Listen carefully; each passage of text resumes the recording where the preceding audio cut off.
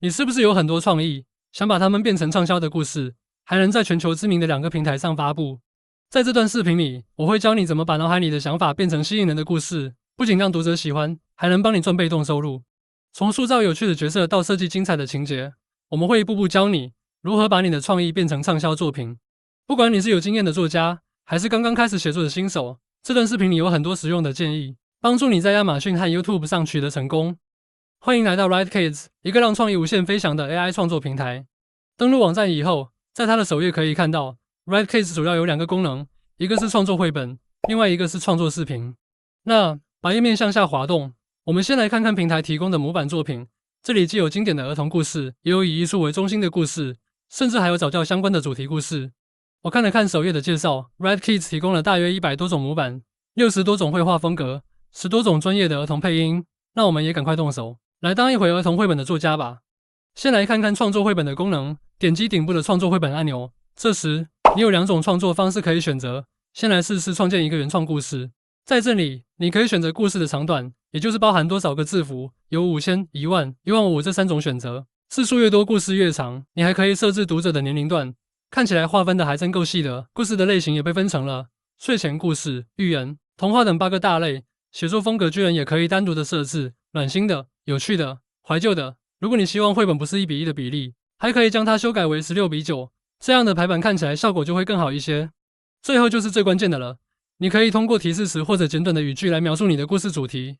那这里我使用 AI 生成了一段故事描述，把它粘贴进来。那我们可以看到，通过 AI 每创建一个故事内容是需要300个积分的，免费注册的账户会包含1500的积分，所以放心点击，等待几秒钟故事就生成完毕。AI 创建的故事内容看起来还不错，如果你不满意，还可以再次生成新的内容，直到满意为止。点击下一步去编辑故事，这里编辑故事也是需要100个积分的，生成故事的分镜时间稍微要长一点，不过也很快，眨眼间就处理好了。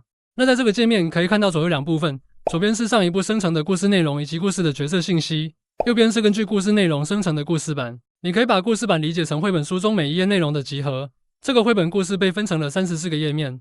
你可以通过鼠标单击并拖拽每一个页面的内容，来改变当前内容在故事中出现的顺序。也可以点击添加页面的按钮，在故事版的末尾创建一个新的故事页。在这里，你可以添加上你喜欢的内容，然后使用前面的方法将它拖拽在合适的位置。如果改变了主意，觉得这是多此一举，那么也可以点击右侧的删除按钮将它移除。假如你想在某2个页面之间直接插入一个新的页面，只需将鼠标移动到2个页面之间，当出现加号的时候点击它，这样就会在当前位置创建出一个新的页面，免去了拖拽调整位置的操作。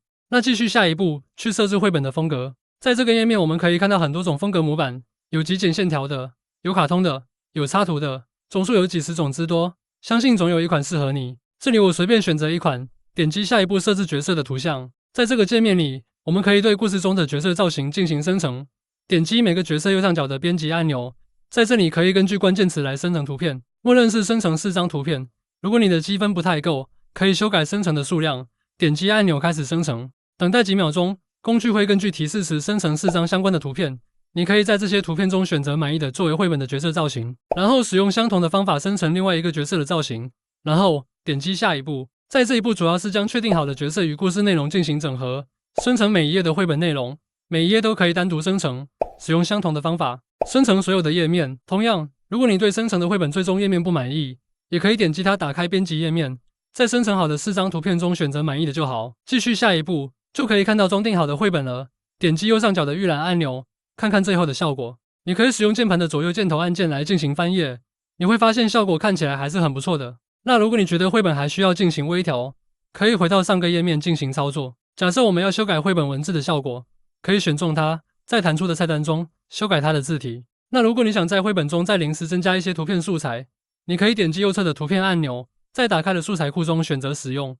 比如我想添加一个小云朵，就像这样选择它就好。你也可以对添加的素材随意的移动位置。除了添加图片、修改字体以外，你还能将绘本进行升级，从无声的纸质书效果升级成带有背景音乐的电子绘本，用法也一样简单，点击加号选择你喜欢的音乐就好。那如果你觉得这样还不够好，你还可以为这本电子绘本增加配音，点击右侧的话筒按钮，可以看到绘本中的文字内容都依次列出。你可以点击头像去更换配音的角色，点击任意一个角色可以试听。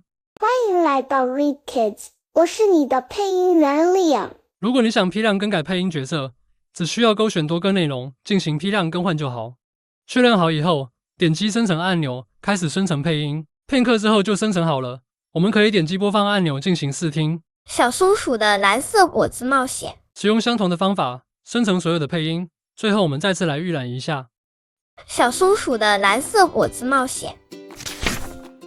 在阳光明媚的早晨，皮皮发现了一颗神秘的蓝色果子，果子像是被魔法包裹着，美丽的令人窒息。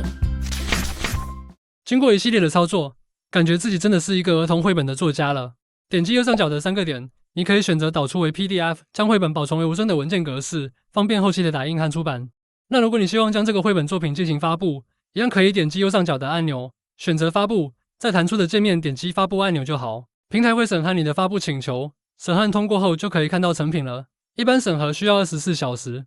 那演示完了整个原创故事的操作过程，是不是觉得很简单？相比创作原创故事，使用从模板创作就简单许多了。平台提供了很多种不同的模板，只需要从众多的模板中选择自己喜爱的，点击使用此模板就好。从这个操作界面和操作流程来看，和前面创作原创故事的方法很相似，就不再重复介绍了。我们再来看看创作故事视频。创建故事视频也一样可以使用自定义的提示词来创建，也可以选择平台提供的提示词进行。每次根据提示词生成视频的脚本需要2000积分，经过我的计算，其实和生成绘本消耗的总积分差不多。看起来这个脚本写的要比我好很多了。那点击下一步继续。视频的设置参数就要比绘本多很多了。这里除了图像风格、配音以外，还有额外的画面效果、动画效果、字幕的效果等等，非常丰富的配置项。点击下一步以后，工具开始构建视频的不同部分，包括话题、角色、镜头等等，一般10到30分钟就可以完成。当前3个项目构建完成以后，就会进入到最终的确认页面。在这个页面，你可以确认字幕和场景。一切完毕后，点击下一步，这样会继续生成配音和视频。整个过程是不是也十分简单？当整个过程全部完成以后，就可以预览视频效果了。在一个遥远的王国里，住着一个名叫波比的小公主。波比公主有一头金色的卷发，永远洋溢着甜美的微笑。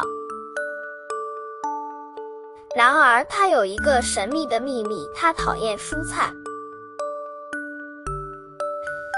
每当餐桌上出现绿油油的青菜、鲜红的番茄和金黄的胡萝卜时，波比的心情就会变得沉重。一天晚上，波比公主在梦中进入了一个色彩斑斓的花园。这里的空气中弥漫着甜美的香气，是不是觉得效果很棒？如果你有兴趣的话，可以在视频下方找到工具的网址。以上就是本期视频的所有内容，感谢您的观看和订阅，我们下期再见。